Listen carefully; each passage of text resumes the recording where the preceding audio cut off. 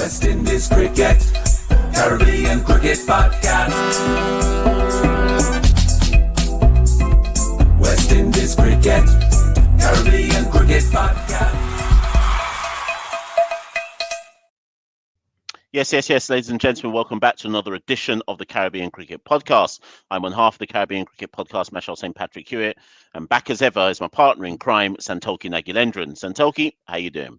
Yeah, Mash, all good. I think it's only right we start today's episode on a more serious note. Obviously, Saturday was a big shock for a lot of followers of Caribbean Cricket Podcast who watch wrestling. John Cena turned heel. John Cena is a bad guy, Mash. I know, obviously, you've grown up watching John Cena. You had your phone off yesterday and morning. Have you recovered from the shocking scenes of Saturday? Well, I'm trying to think of something like poignant to say, but even the good guys. Even the good guys have to turn bad at some particular point in their life, But it's Monday today, so for once I'm going to be locked in to a Raw episode to see how they try and play this out. But yeah, for real people. You know what was tragic? I explained to my wife this is one of the biggest moments in modern wrestling. So she was like, "Let me watch the clip." And when I put the clip on, all you could see is The Rock whipping a man with a belt on the floor, and Travis Scott just there slapping man for no reason. Hey, the slap Travis Scott. Why Travis Scott why did he give Cody Rhodes such a dirty slap? Man gave him that real whap to his face, man. Man didn't get the memo that it's not supposed to be that real.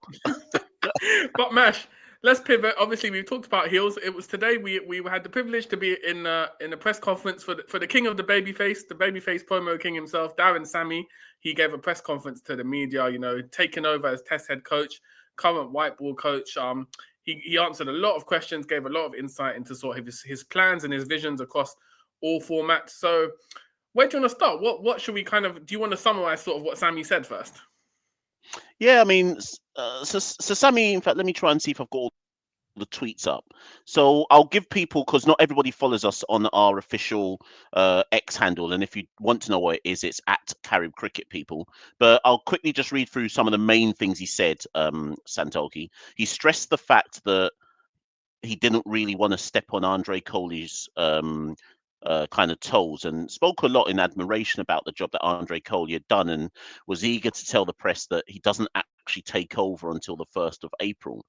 Bigged up Avanesh a lot, Sheets Sitaram, who's come on our show recently. So people, if you haven't watched that episode where we got Avanesh on the show, we suggest you go and watch that to understand how Avanesh approaches his role as an analyst. So he's bigging him up and was very much talking about how him and Avanesh are going to be looking at the data to work out how to move this test team on.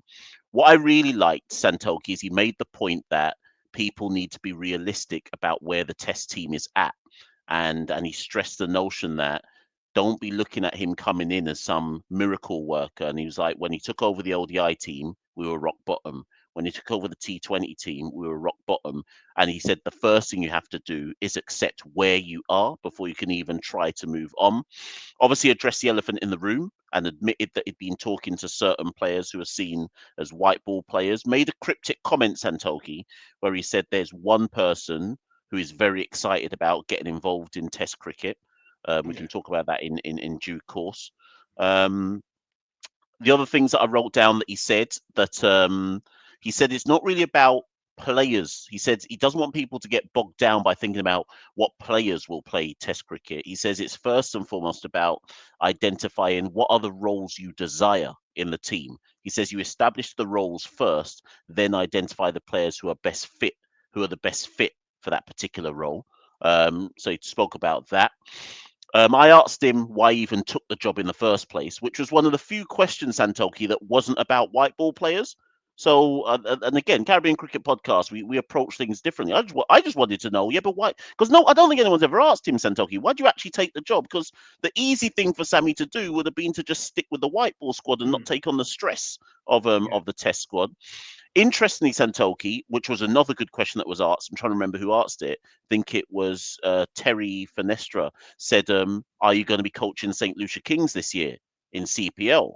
And Sammy, I could see that Sammy didn't really want to answer that question, but ultimately admitted that I will be coaching them, but I might not be coaching them for the whole of CPL.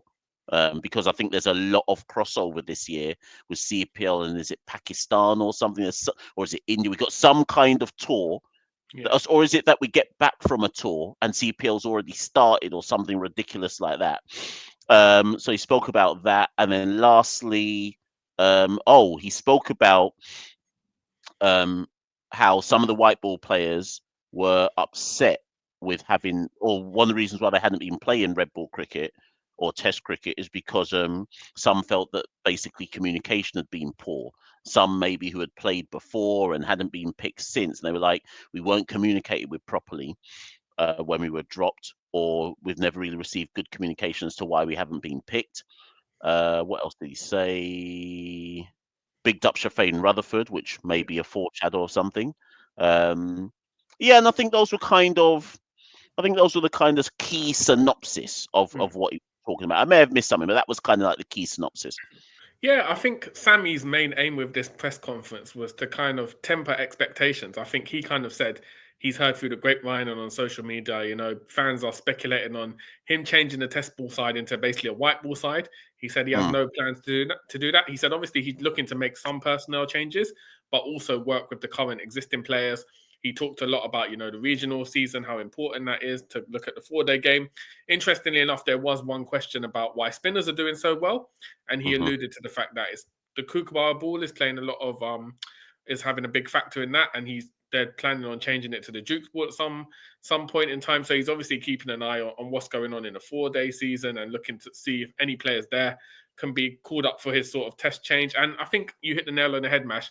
A lot of what he emphasized was his brand of cricket and the style of cricket he wants to play. So it's not a case of, okay, this guy's available, let's call him up. It's a case of, does this guy fit into the roles I have planned out for the team and my vision?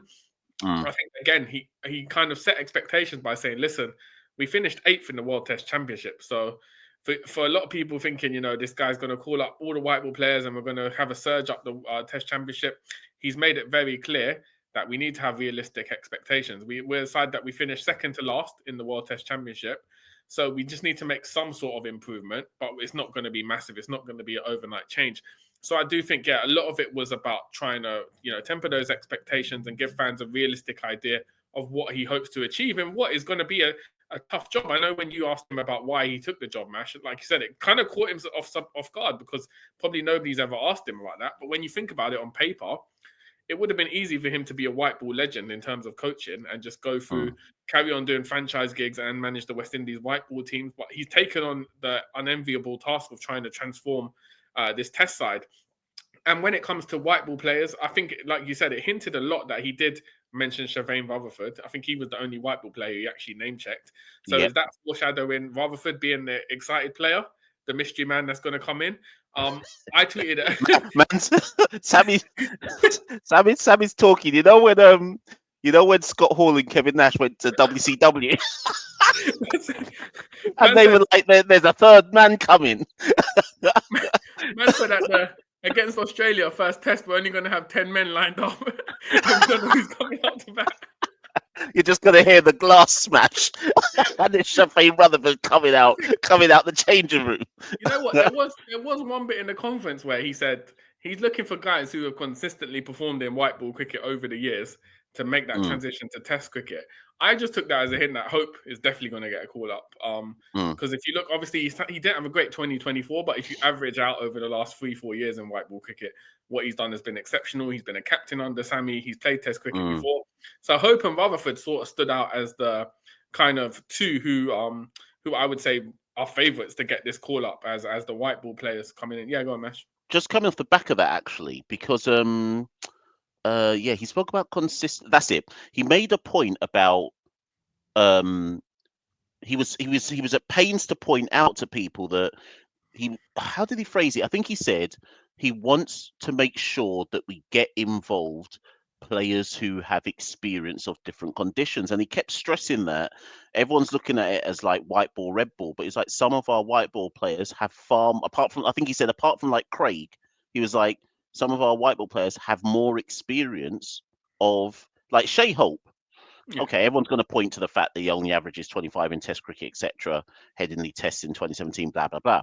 But he's actually travelled everywhere in the world playing for the Yeah. West Indies. So I think that's a point that Sammy was trying to make, that some of our white ball players are actually more experienced than, and that's that line that I keep talking about, where everyone's so eager to say you've got to play red ball cricket to be able to play red ball. But I think Sammy's point is more that a cricketer's a cricketer is a cricketer. And if you've got experience playing in different conditions, you're actually more internationally experienced and potentially internationally ready than someone you're picking straight out of regional cricket Mm. to come into the test side. And actually, Santokie, at one point, he reminded all the media, no one averages over 30 in apart apart from Craig. And I took that as pretty instructive, because that's him pretty much saying we can't go on like this because no one's averaging over 30. So we have to find solutions somewhere somehow. And something I didn't mention at the start, he spoke about how him and Avanesh have already started looking at what do the best teams do in regional cricket, like what makes them stand out, and what do the best teams do internationally, and what makes them stand out, which is, I think, something very similar to the approach they adopt. I think Avanesh spoke about it actually when he came on our pod. Very similar to the approach they've adopted with the T20 side and the ODI side, to say, where are we falling down compared to other international sides? And in white ball cricket, particularly ODIs, it was always overs 11 to 40. We got spun down by loads of teams, bogged down, can't make runs, lose loads of wickets, lose the match. So they're going to be looking at it with that data again at the test level to say, well, where is it that we're weak? Obviously, every West Indian fan listens to this will go, the batting. But I think it's going to be a bit more forensic than just the batting. I think Sammy's looking at it more as, what type of batter is it that we need? Do we need, I don't know, maybe this is too simplistic, but do we need batters who have the capacity to counter attack, or have the ability to counter attack on different wickets? Do we need to be a bit more horses for courses? So when we travel to India, do we pick batters that we know have the ability to play spin strongly? If you see what I mean. So it's going to be very, very interesting to see how they go about it. But you said, Santokie, that you think the mystery man is Hope. Yeah. Or the one he's super excited about. I think Rutherford's a good shout. Yeah. Just because, and again, remember, he mentioned the fact that Rutherford had been named ODI Player of the Year, and I was like, well, again, maybe we're reading too much into it, but why bother mentioning it? Yeah, Like, exactly. That's what I do you mean. see what I mean? I thought he was making a point by and Rutherford's been such a standout player under Sammy, and he made a point of saying Rutherford's someone who's benefited from that communication and being brought back into the West Indies fold, and also franchise cricket has benefited his game. So he was making Rutherford an example of almost like the prototype of a player he wants to see going forward, someone who's learnt from franchise game and has brought it back to the West Indies setup. But it's an interesting debate, Mash, because, for instance, like you said, we go to India, 2 tests in October. Do you place more emphasis, if you're Sammy, on, let's say, Rutherford or Pooran, who have played years in the IPL and are used to playing at every stadium in India and the conditions, against, players who play red ball cricket but only domestically and within the Caribbean? So it sounds like he's looking to balance that up with, look, we're gonna go with guys who can, if no one's averaging over 30, then we can go with that gamble of throwing guys in who are used to conditions on the subcontinent and hoping they can score there just because of the experience they've built up in that memory bank, even if it might not be in red ball cricket. And I think what we got there was, you can see definitely the blurred lines between red ball and white ball cricket for Sammy. There's no sort of separation between the two. He just sees them as having overlapping skills. So it'd be interesting to see kind of going forward how he kind of, what he does. I do think obviously there's still going to be massive expectations based on who he's going to call up and who's in his phone book. But realistically, Mash, you said this before, I think you can rule out the likes of a Nicholas Pooran or Evan Lewis at this point in time.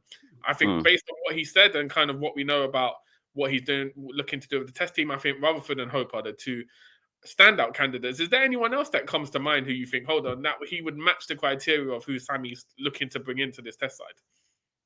Matthew Ford. Yeah. That only occurred to me after the press conference, because I was thinking about Matthew Ford's been with him at St. Lucia Kings. He's drafted Matthew Ford into T20 side. Matthew Ford's in our ODI side. Ford has played regional cricket this year for Barbados Pride. Shamar Joseph possibly isn't going to be fit for Australia. Alzari Joseph is too expensive. So I can see some potential. Do you know what I mean? Like, I could see some potential gambles there. I would still call Brandon King's name. Yeah. I'd be shocked if he's not thinking about Brandon King as well. I think the bigger question for me, though, and this is going to be super interesting, is actually, he called Jonathan Drake's name as well, didn't he? He spent quite a bit of time talking about Jonathan Drake's, and I think talking about how he'd spoken to the regional scouts, and he used Jonathan Drake's as an example to say, I see that the boy Drake's has been scoring runs, and we'll need to look at how is he scoring his runs, and in what game phases is he scoring runs, etc., etc. I took that to mean, so you're going to put Drake's in an A-team side to judge the kind of, get a kind of interim judge to see how ready is he for the highest level. But I was more intrigued as he was talking. I was more intrigued with how fit, and this is what I want you to answer, Santokie. Let's say he's thinking about these players that you're saying, Hope, Rutherford, King, Ford, etc. Let's just say, argument's sake. What are you saying? No friends out here, like anyone can hold a drop, or like I just don't know how does he play the existing team that has the Multan premium versus, I've been speaking to some guys and they fit the role that I want to play. So let's say, for example, we get to Australia now and Kavem Hodges dropped. Now, bear in mind, Kavem Hodge scored that century already in round one when none of the Windwards team scored any runs, and he scored like 75% of the runs, right? Is that harsh on someone like Kavem Hodge? Is it no rules out here now, Santokie? Anybody can hold one. Yeah, there's no rules because we've got nothing. We've got no way of comparing anything. Right. So let's say we want to bring Shafane Rutherford in for, let's say, for a Kavem Hodge in the middle order. What are you basing? What reasons are you giving Shafane Rutherford? Because you can't use statistical comparisons because Rutherford's not playing red ball cricket. So are you just saying, look, Rutherford's technique, how he can play spin, looks good in white ball cricket, and so we're going to throw him in place of Hodge? There's no sort of uniform metric anymore to determine who goes in and out of the red ball squad. I do think as well, because he's the new head coach, and he's Darren Sammy. He's coming with this new era of Darren Sammy taking over. He probably has a pass to kind of make sweeping changes because people are expecting that, because we finished 8th in the World Test Championship with this cohort of players. So as much as I think obviously it would be harsh, to drop like someone who a lot of these Test players, he's got to do what's best for business at the end of the day in terms of his job remit and look at who he thinks can work for him in a team. I do think obviously there's some players like a Tevin Imlach. I don't think he's going to get dropped, for instance, on the Test side, just because he just came in and had a good showing behind the wickets. And wicket keeping is a very, very skilled position. I think it's harder to kind of transition to that across formats. So I think there are one or two players who are safe, but for the most part, Mash, I think that you're looking at 6-7 players in the current Test squad who will be sweating a bit, and be thinking, hold on, is my place assured for this Australia tour? Because you don't know what Sammy's got cooking. And he was keen to emphasise, I think it was a question relating to Kemar Roach and kind of where Kemar Roach is regard to everything. He did say, look, his job starts April the 1st. He's going to start doing the phone calls properly after April the 1st. For now, he's had 1 or 2 phone calls, but for him, the job starts properly. Out of respect for Kohli, the job doesn't start until April the 1st. So he played his cards very close to his chest in terms of giving out information. But in the next month or so, we obviously will be seeing, a lot of phone calls being made, and you never know what's going to happen with the Test side. We've got the A-team tour coming in May. He also said they're going to go early to Ireland, 10-day training camp as well in May. So it sounds like there's a lot of activity going on with the senior men's side, and a lot of expectations being placed on Sammy's capabilities of transforming the Test side. My one concern, not really a concern, but thinking is, hold on, if you're managing white ball, red ball, and in a CPL franchise, that is a very, very hectic schedule. Listen, Santokie, the schedule is that's why when Terry asked him about, are you managing St. Lucia Kings this year, let me just remind people, Santokie, we go Ireland in May, right, for those white ball games. Then we go England, which I think is in June, right? Then we got the Australia Test series pretty much a week after not even a week. I think we land back from England, and then Australia's pretty much like 6 days later. 3 Test matches versus Australia, right? Soon as the Australia Test matches are done, we got some T20s in Jamaica, right? This is all Sammy, by the way. This isn't. It's not like a next man's coming in.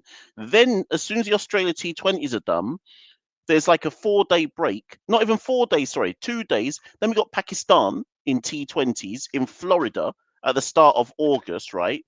Then we got some ODIs in August against Pakistan in Trinidad, and then the gap between the end of that ODI series in Pakistan and the start of CPL is 3 days. So if you're Darren Sammy, you're going from May all the way through to the middle of September, non-stop cricket, right? Yeah. And that's, I think, Santokie, that's fundamentally why I asked him the question, like, why did you? And I'm not criticizing him for it, but listen, that's a harder work schedule than what you and me are doing, and We're he working gonna about ta- 100 he, hours a week. he gonna take more L's than us. so, so, I'd do I'd you know be what I very mean? interested. It'd be very interesting after the New Zealand tour in December if they did a press conference with Darren Sammy, sort of how he would have found this period. Because it's not a criticism of Darren Sammy. I think any human being to go through that amount of traveling, responsibilities across formats, is why most countries have split the coaches for their formats to kind of balance the workload. It does seem to be unsustainable. I'm wondering if at some point future in the year for some of the white ball games, they have a standing coach or something Yeah. along those lines, because it does seem unfeasible for him to be there in person at every single game across the year for the West Indies teams. But this surely would have come into his consideration when he took the job. So, like you said, when you asked him the question, it did sort of fluster him, because it is a valid question. What gives you that kind of determination to take on a unenviable task of, Test cricket is their heritage out here. It's what people kind of judge you on even more than white ball performances. So, But do it's you know going to be. what? Do you know what I'll say, Santoki? It reminds me of, how like on Football Manager or any other sports related kind of simulation game, taking over West Indies and bringing them back to number one is the hardest like simulation you can actually, like, in the real world. That's actually the hardest. Like you get those saves on games where it's like, right, Yeah, who can take a former giant back to number one? West Indies is actually the hardest thing to do in the yeah. entire world of a Basically, sport. if you gave me a sport game, a video game, and you said you got two options, you pick the easier one, take West Indies to the top of the World Test Championship, or take Bromley FC to win the Champions League. I'll take the Bromley FC, man. I'm taking Bromley. I'm taking Bromley, cuz. I got a much greater chance in Bromley. I got a much greater chance of getting Bromley to the Premier League than West Indies to win the World Test Championship easily. But I think it's the lure. The weirdest thing is, because of our history, that's Yeah, what attracts everyone to be. It's like the Holy Grail. yeah, Like when Indiana Jones is looking for the whatever it is, the lost city or whatever it is, he goes yeah, on the quest to find. It's literally like that for yeah. for the West Indies job. Yeah, I think that's what it is. It's the legacy you leave behind is completely different in Test cricket. Like we saw, like Shamar Joseph is forever gonna have a footnote in cricket in history because of what he did at the Gabba. If Sammy can pull off, a historic home series win against Australia, his name goes Mm, into a history book, which is always going to have different weight to, unless he wins a World Cup in the white ball games. But generally, your Test cricket is where you have more opportunities to create a legacy for yourself. And as a coach, Sammy's someone who does seem like he wants a challenge. There's mm, nothing more challenging than trying to navigate Test cricket and kind of the narrative and nuances behind it. So I think he sees it as a challenge. He's brought a lot of energy. In that press conference, he brought a lot of energy. He's got a good rapport with the media. So he started off on the right track. It's just that I mm. hope this period we don't see him get burned out over the next 6 months by taking on too much. And like you said, Mash, as much as we'll value behind the West Indies and support them every single way along the way, there's also a chance that we could end the year being 8-0 under the Sammy regime because of the opposition we're facing. So, No, no, no, no, no. I'm taking it back. You see this? oh, I'm taking it back. You see, this is the Darren Sammy effect, and this is why I get why people like Sammy. I came out of that press conference going, "Oh, maybe we can win 8-0. We're gonna win 8-0. We're not taking no 8-0 L's. We're actually gonna go undefeated this year."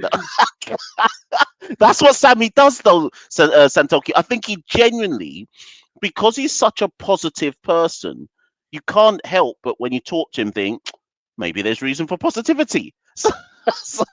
So I came out of that press conference going, I don't know, Sammy Listen, might be able to turn things around. listen, I understand your positivity, but I saw an interview with Mitchell Stark last week where he said he was skipping the Champions Trophy because he needs to get ready for the World Test Championship and West Indies because the Aussies aren't happy. The disrespect about what happened at the Gabba losing to West Indies. So we'll have to wait and see that. But Mash, I think overall it was a very positive news conference. He gave away, like I said, he had a good rapport with the media. He gave away a lot of information, promising signs for the future. So we just await to see. It's going to be a guessing game for now as to who's going to get called up. But I would say the announcement for the test side in the Series Australia is going to be probably the most hyped test announcement since we started the podcast, Mesh. 100%, 100%. And the funniest thing about it is, no matter who is in it, there's going to be debate. Like it's going to be such a highly anticipated squad, and this is the problem. Everyone's put their own possibly unrealistic expectation on it. So even if you get some names, so let's say Hope comes back, or I don't know, let's say Shafane Rutherford's in there, some people will still cuss if Puran's not there, if you see what I mean. So like it'll be very, very interesting. But you know what, Santokie, we've done this one for 25 minutes. We're not gonna go any longer on this one, people, because I'm sure that there'll be plenty of you with comments below. People are gonna cuss. I'm fairly certain someone in the comments below is gonna say Darren Sammy shouldn't be in this position. What qualifications does he have to be test coach? You lot have been duped by Sammy. All of that. Actually, one thing I'll say before we go, Santokie, he mentioned the fact, and I think it's credit where credit's due. He mentioned the fact that when he took over the ODI side, we were so cut adrift from any kind of realistic hope of qualifying for the 2027 World Cup. And he says, now if you look at our ranking, teams are actually within catchable distance of being able to get to. And when he said that, I was like, he's actually got a point, He's actually got a point. Like, he's turned the ODI team around. So we just got to rally, Santokie. We've got to rally. But last words to you. Yeah, as always, follow us, like, comments, subscribe, share, Instagram, TikTok, X, Blue Sky, Patreon. Patreon is the big one. If you can support as much as you can, www.patreon.com/carrotcricket. Any little helps. We invest everything into the podcast. We're looking to fly out to Ireland to do some big content there for this next West Indies assignment in May. And if you haven't already, check out Machel's great episode on Walter Rodney, the late great Walter Rodney, alongside his father, Professor Hewitt. An educational episode for anyone with even a passing interest, not in West Indies cricket, just Caribbean history in general. It's got to be a must-watch. Caribbean cricket podcast, no one else does it like us. So thank you all. Good morning, good evening, good afternoon, wherever you are listening to this in the world. We'll see you very soon. Later, people. West Indies Cricket, Caribbean Cricket Podcast. West Indies Cricket, Caribbean Cricket Podcast.